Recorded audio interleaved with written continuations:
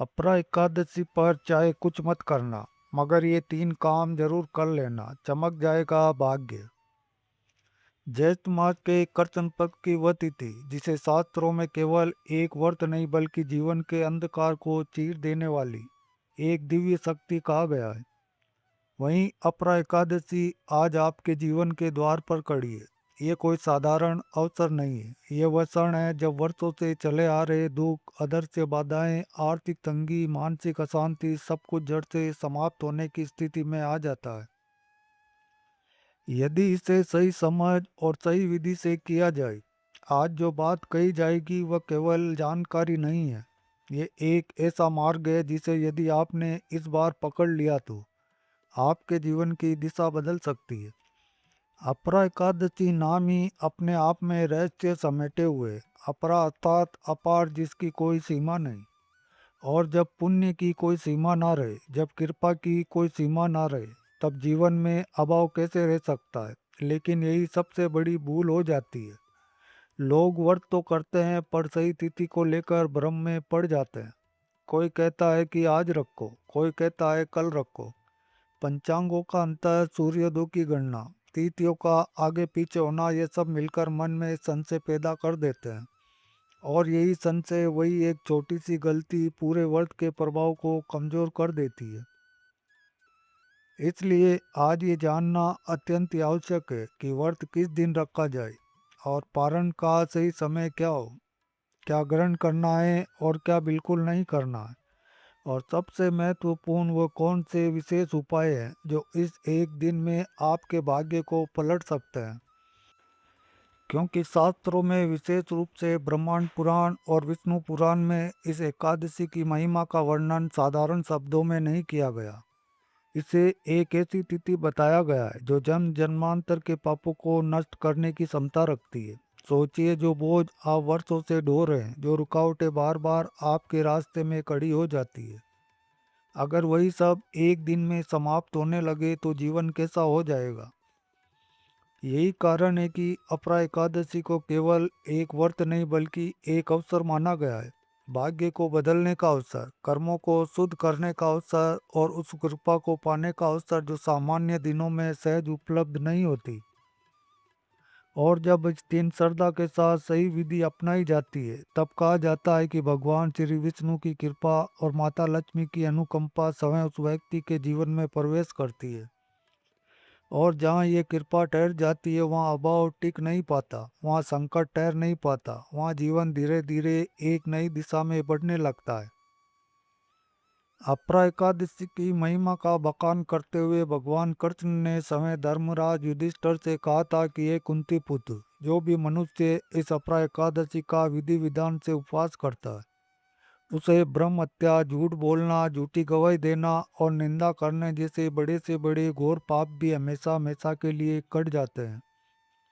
जो मनुष्य जाने अनजाने में किए गए पापों के बोझ तले दबा हुआ है, उसके लिए यह एकादशी किसी संजीवनी बूटी से कम नहीं है। शास्त्रों में स्पष्ट रूप से उल्लेख मिलता है कि कार्तिक मास में पुष्कर तीर्थ में स्नान करने से, मकर संक्रांति पर प्रयागराज के त्रिवेणी संगम में स्नान करने से या सूर्य ग्रहण के समय कुरुक्षेत्र में दान पुण्य करने से जितना असीम और अनंत पुण्य की प्राप्ति होती है, वह सारा का सारा पुण्य एक सच्चे भक्त को केवल इस एक अपरा एकादशी का निष्ठा पूर्वक व्रत करने मात्र से बहुत ही सहजता से मिल जाता है। यह एकादशी मनुष्य को शारीरिक, मानसिक और आध्यात्मिक रूप से अत्यंत ही शुद्ध कर देती है और मृत्यु के पश्चात सीधा वैकुंठ धाम का मार्ग प्रशस्त करती है। एकादशी का व्रत एक बहुत बड़ी तपस्या है और इस तपस्या के कुछ कड़े नियम होते हैं जिनका पालन करना हर व्रत करने वाले और हर व्रत ना करने वाले मनुष्य के लिए भी अत्यंत ही आवश्यक बताया गया है। यदि एकादशी के नियमों की बात करें तो इस दिन खान पान, आचरण और व्यवहार में पूर्ण सात्विकता और संयम बरतना बहुत जरूरी होता है। हमारे पवित्र धर्म ग्रंथों में बहुत ही साफ तौर पर चेतावनी दी गई है कि एकादशी के दिन चावल खाना मांस खाने के समान घोर पाप माना गया है। पौराणिक कथा के अनुसार माता शक्ति के क्रोध से बचने के लिए पाप पुरुष ने एकादशी के दिन चावल में ही पनाह ली थी। इसलिए एकादशी के दिन चावल में सारे पापों का वास होता है। अतः चाहे आप व्रत में रहें या ना रहें, अपरा एकादशी के दिन अपने घर में चावल भूलकर भी न पकाएं और न ही किसी को खाने दें। इसके अलावा इस पावन दिन पूर्ण रूप से ब्रह्मचर्य का पालन करना चाहिए। किसी पर भी अकारण क्रोध ना करें, अपने मुख से कोई भी झूठ ना बोलें और किसी की निंदा या चुगली करने से पूरी तरह बचें। घर में लहसुन, प्याज, मांस, मदिरा या किसी भी प्रकार के तामसिक भोजन का प्रवेश तो एकादशी के दिन कई दिन पहले और बाद तक बिल्कुल नहीं होना चाहिए। इस दिन प्रातः काल ब्रह्म मुहूर्त में शैया त्याग कर देनी चाहिए। उठकर नित्य कर्मों से निवृत्त होकर गंगा जल मिले पानी से स्नान करना चाहिए और फिर स्वच्छ पीले या सफ़ेद वस्त्र धारण करने चाहिए। काले या नीले रंग के कपड़े एकादशी के दिन बिल्कुल भी नहीं पहनने चाहिए। स्नान के पश्चात अपने घर के ईशान कोण में स्थित मंदिर की अच्छी तरह से सफाई करें। एक साफ लकड़ी की चौकी पर नया पीला रेशमी कपड़ा बिछाकर भगवान विष्णु और माता लक्ष्मी की सुंदर प्रतिमा या फिर तस्वीर स्थापित करें। भगवान श्री हरि को शंख से शुद्ध जल और पंचामृत से विधि पूर्वक स्नान कराएं। पीले वस्त्र पहनाएं, मस्तक पर गोपी चंदन या पीले चंदन का सुंदर तिलक लगाएं और ताजे पीले फूल अर्पित करें। अपने दाहिने हाथ में थोड़ा सा जल, पीले पुष्प और कुछ सिक्के लेकर इस व्रत का संकल्प लें कि हे त्रिलोकीनाथ, मैं अपने मन की शुद्धि और आपकी असीम कृपा प्राप्ति के लिए अपरा एकादशी का निराहार या फिर फलाहार व्रत कर रहा हूँ। कृपया मेरे इस व्रत को निर्विघ्न पूर्ण कराएं। इसके बाद भगवान को तब फल, विशेषकर पीले फल जैसे केला, पपीता और शुद्ध देसी घी से बनी मिठाई का भोग लगाएं। पूरे दिन भगवान श्री स्वरूप का ध्यान करते रहें। अपरा एकादशी की व्रत कथा सुने बिना या पढ़े बिना महाव्रत कभी पूर्ण नहीं माना जाता। इसलिए अब आप सभी अपना ध्यान एकाग्र करके पौराणिक कथा के अनुसार बताई गई वह परम पावन और मोक्षदायिनी कथा सुने, जिसे सुनने मात्र से कई जन्मों के संचित पाप जलकर भस्म हो जाते हैं। कथा प्राचीन काल में महिध्वज नाम एक अत्यंत धर्मात्मा और न्यायप्रिय राजा हुआ करते थे। वह अपनी प्रजा का पालन अपने पुत्रों की तरह करते थे और भगवान विष्णु के परम भक्त थे। उनके राज्य में चारों ओर सुख, शांति और समृद्धि का वास था। लेकिन उनका एक छोटा भाई था जिसका नाम था वज्रध्वज। वज्रध्वज अपने बड़े भाई महिध्वज की कीर्ति और ख्याति से बहुत ईर्ष्या करता था। वह अत्यंत ही क्रूर, पापी और अधर्मी स्वभाव का व्यक्ति था और हमेशा राजा को मारने की ताक में रहता था ताकि वह समय राज सिंहासन पर बैठ सके। एक रात अवसर पाकर उस दुष्ट वज्रधवन ने अपने ही बड़े भाई राजा महाध्वज की धोखे से हत्या कर दी और उसके शव को महल से दूर एक घने जंगल में ले जाकर एक पुराने सूखे पीपल के पेड़ के नीचे गाड़ दिया। अकाल मृत्यु होने के कारण और अंतिम संस्कार न होने के कारण राजा महाध्वज को प्रेत योनि प्राप्त हुई और वे उसी पीपल के पेड़ पर एक भयंकर प्रेत बनकर रहने लगे। प्रेत रूप में वे बहुत दुखी रहते थे और मार्ग से गुजरने वाले लोगों को डराने लगे। धीरे धीरे उस रास्ते से लोगों का आना जाना ही बंद हो गया। एक दिन उधर से महान तपस्वी महर्षि धौम्य गुजर रहे थे। अपने प्रचंड तपोबल से उन्होंने उस प्रेत को देखा और अपने ज्ञान चक्षु से उसके अतीत को भी जान लिया कि ये कोई और नहीं बल्कि पुण्यात्मा राजा महाध्वज है, जिन्हें छल से मारा गया। महर्षि धौम्य अत्यंत ही दयालु और करुणा के सागर थे। उन्होंने राजा महिध्वज को प्रेत योनि के इस भयानक कष्ट से मुक्त करने का निश्चय किया।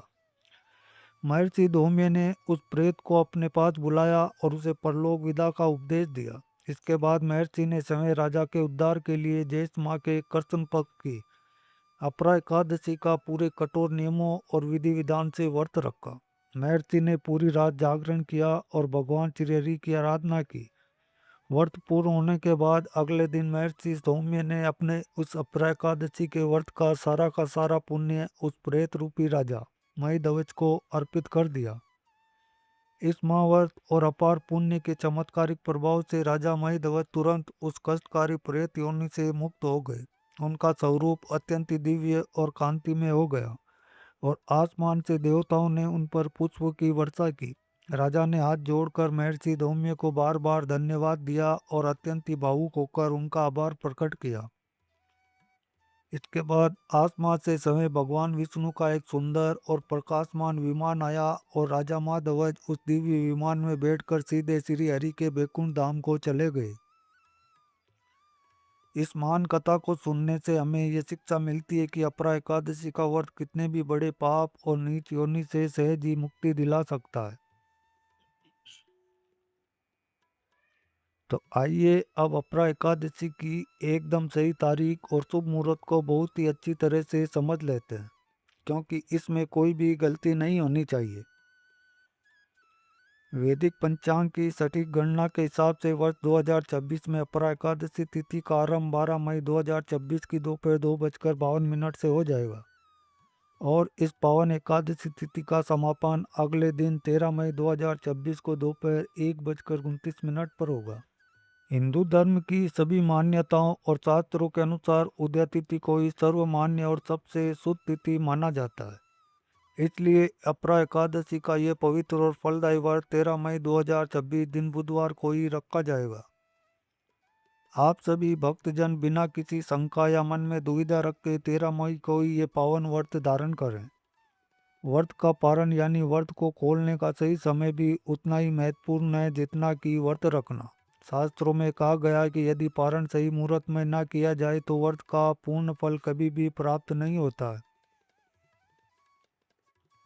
वर्ष 2026 में अपरा एकादशी के व्रत का पारण अगले दिन यानी 14 मई दिन गुरुवार को सुबह 5:31 से लेकर सुबह 8:14 के बीच हर हाल में कर लेना चाहिए।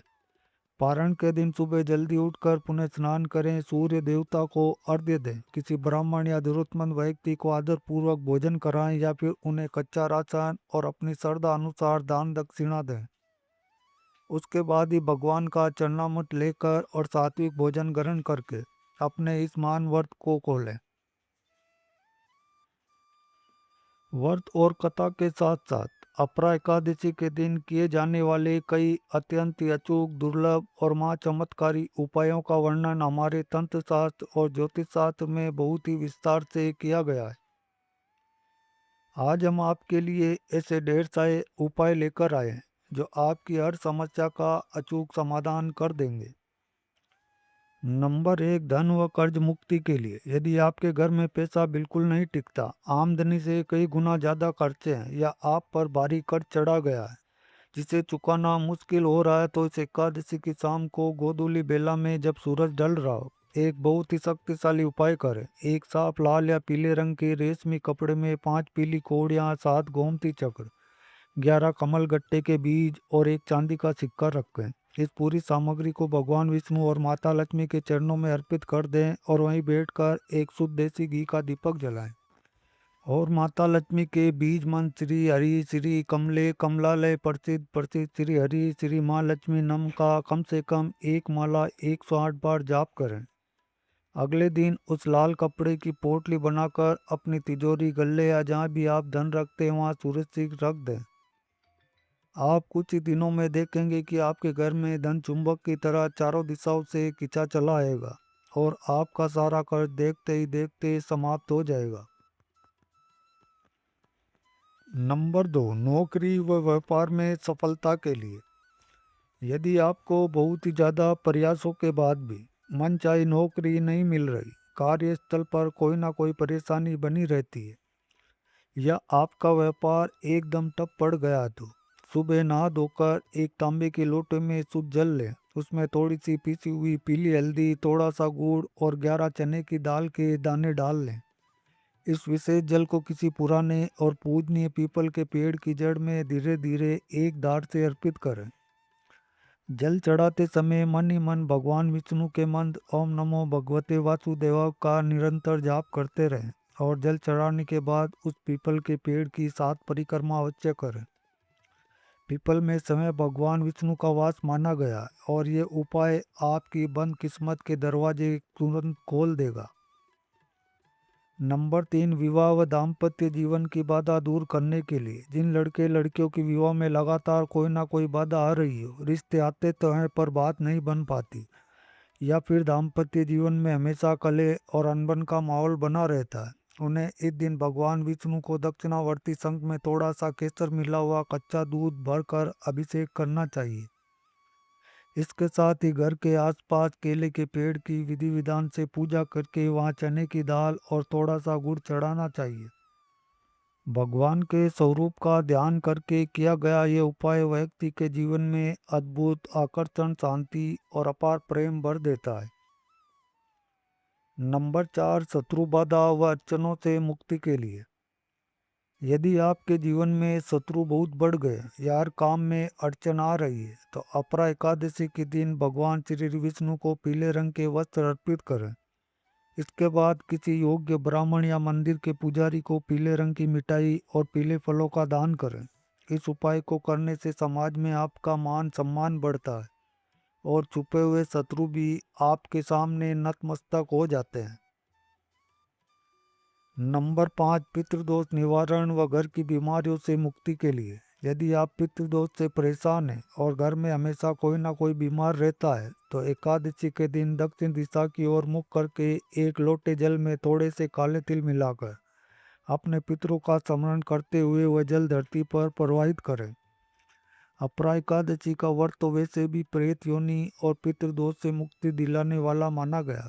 ये तिल वाला उपाय आपके पितरों को तुरंत तृप्त कर देगा और उनके आशीर्वाद से आपके घर में सुख शांति लौट आएगी। नंबर 6, नकारात्मक ऊर्जा व नज़र दोष से बचाव के लिए।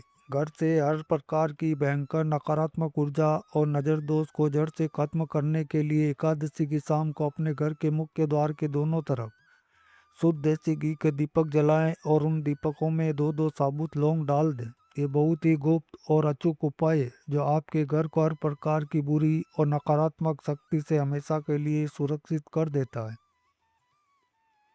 नंबर 7, गंभीर बीमारी से मुक्ति के लिए। यदि परिवार में कोई सदस्य लंबे समय से किसी गंभीर या असाध्य बीमारी से पीड़ित है और महंगी से महंगी दवाइयाँ भी असर नहीं कर रही तो अपरा एकादशी के पावन दिन भगवान हरि विष्णु को शुद्ध पीले चंदन का लेप लगाएं।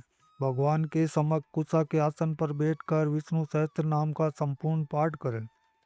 पाठ पूरा होने के बाद भगवान को अर्पित किया हुआ थोड़ा सा चन्नामृत उस बीमार व्यक्ति को प्रसाद स्वरूप ग्रहण करा दें। भगवान धन्वंतरी और श्री हरि विष्णु की असीम कृपा से आप देखेंगे कि उनके स्वास्थ्य में बहुत ही तेजी से और चमत्कारिक रूप से सुधार होने लगेगा। नंबर 8, दुर्भाग्य से सौभाग्य के लिए। अपने दुर्भाग्य को सौभाग्य में बदलने के लिए एकादशी के दिन गौ माता को अपने हाथों से हल्दी लगी हुई आटे की लोई या पीले फल जैसे केले अवश्य खिलाएं। गौ माता में 33 कोटि देवी देवताओं का वास होता है और एकादशी के दिन गौ सेवा करने से जीवन के सारे कष्ट ही दूर हो जाते हैं। नंबर 9, सकारात्मक ऊर्जा व लक्ष्मी आकर्षण के लिए शाम के समय अपने घर के मंदिर में बैठकर दक्षिणावर्ती शंख की धुनी अवश्य करें।